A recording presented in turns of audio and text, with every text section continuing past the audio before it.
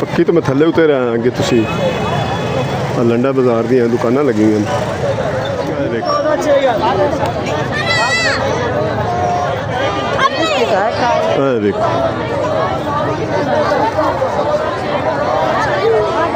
खड़ा। हाँ जी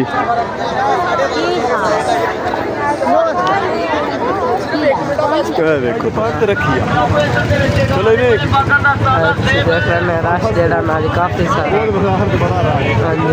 निकलना भी जड़ा ना मुश्किल हो जाता बंदे को।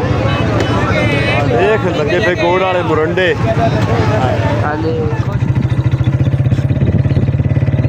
अस्सलामुअलैकुम थोड़ा अपना वीर मुहम्मद यार फतेहाना लहंदे पंजाब की सकाफत का करना है व्लॉग शुरू।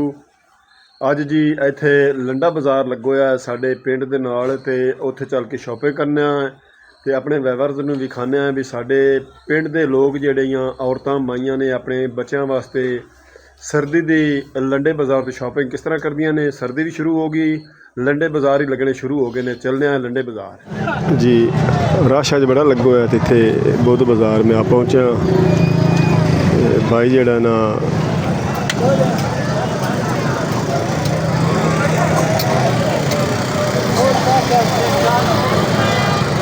बुध बाजार अज बड़ा रश है।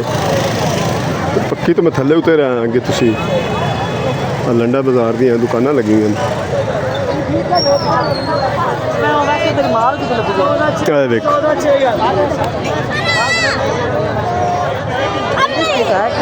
देखो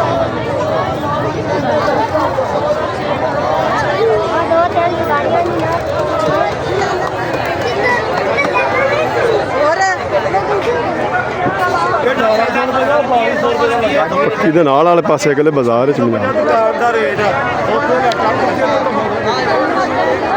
काफ़ी सारा रश पे खड़ा है। हाँ जी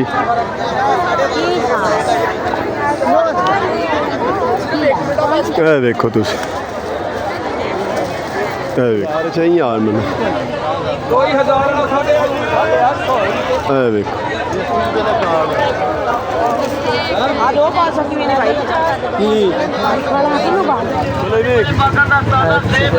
रश जड़ा ना काफ़ी सारा निकलना भी जड़ा ना मुश्किल हो जाता बंदे को। देख लगे पे गोड़ वाले मुरंडे। हाँ जी खुश्क मेवा ज़्यादा ने बाकी सब्जी जड़े ना मिल जाती हर किस्म की जड़ा ना सारा समान मिल जाता है। रश ओके लगे हुए आपको निकलना जड़ा बहुत मुश्किल हो जाता बंदे को।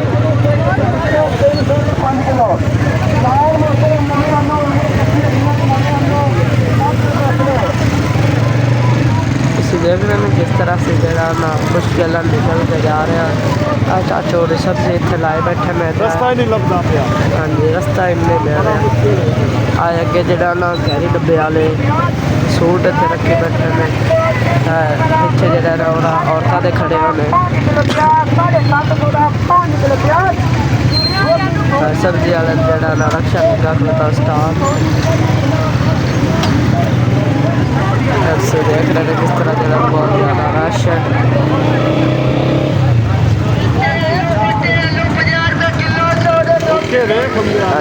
लंडा बाजार इतने जरा बूट पे 40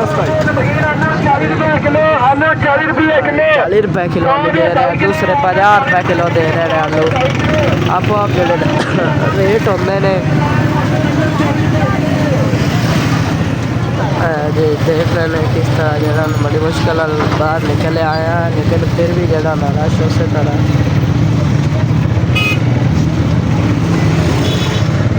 देख रहे हैं।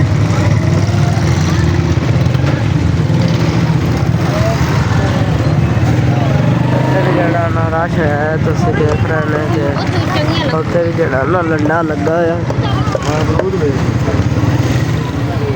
हाँ जी है और नवी मार्केट बनी हुई उत्थे जरा और सारे काफ़ी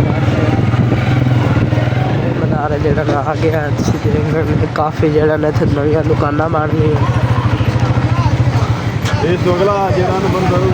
हाँ जी अब वो जरा मोटरसाइकिल ड्राइव कर रहे हैं इस तरह लोग मैं जरा ना वीडियो बना रहा जरा ना पठान छली बुंदा पे तुम देख रहे हैं तो गाहक जड़े ना आ रहे हैं काफ़ी रश जरा ना इतने भी लगा है तुम देख रहे हैं औरतों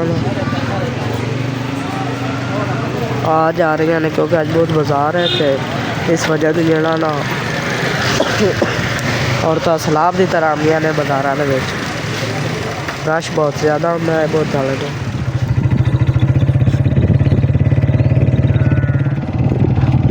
ਅੱਜ ਦਾ ਵਲੌਗ ਤੁਹਾਨੂੰ ਚੰਗਾ ਲੱਗਾ ਸਾਨੂੰ ਕਮੈਂਟ ਕਰਕੇ ਦੱਸਣਾ ਹੈ। ਅੱਜ ਦਾ ਵਲੌਗ ਤੁਹਾਨੂੰ ਪਿੰਡ ਦਾ ਕਿਸ ਤਰ੍ਹਾਂ ਲੱਗਾ, ਲੰਡੇ ਬਾਜ਼ਾਰ ਦਾ ਔਰਤਾਂ ਸ਼ਾਪਿੰਗ ਕਰਦੀਆਂ ਪਈਆਂ ਤੇ ਇਸੇ ਤਰ੍ਹਾਂ ਅਸੀਂ ਲਹਿੰਦੇ ਪੰਜਾਬ ਦੀ ਸਕਾਫਤ ਤੁਹਾਨੂੰ ਦਿਖਾਉਂਦੇ ਰਵਾਂਗੇ। ਹੁਣ ਤੁਹਾਡੇ ਕੋਲ ਤੁਹਾਡਾ ਆਪਣਾ ਵੀਰ ਮੁਹੰਮਦ ਯਾਰ ਫਤਿਹ ਨਾਲ ਲੈਂਦਾ ਇਜਾਜ਼ਤ। ਆਪਣਾ ਢੇਰ ਸਾਰਾ ਖਿਆਲ ਰੱਖਣਾ ਹੈ, ਸਾਨੂੰ ਦੁਆਨ ਯਾਦ ਰੱਖਣਾ ਹੈ। ਕੱਲ੍ਹ ਮਿਲਾਂਗੇ ਨਵੇਂ ਵਲੌਗ ਨਾਲ, ਤਬ ਤੱਕ ਅੱਲਾ ਹਾਫਿਜ਼।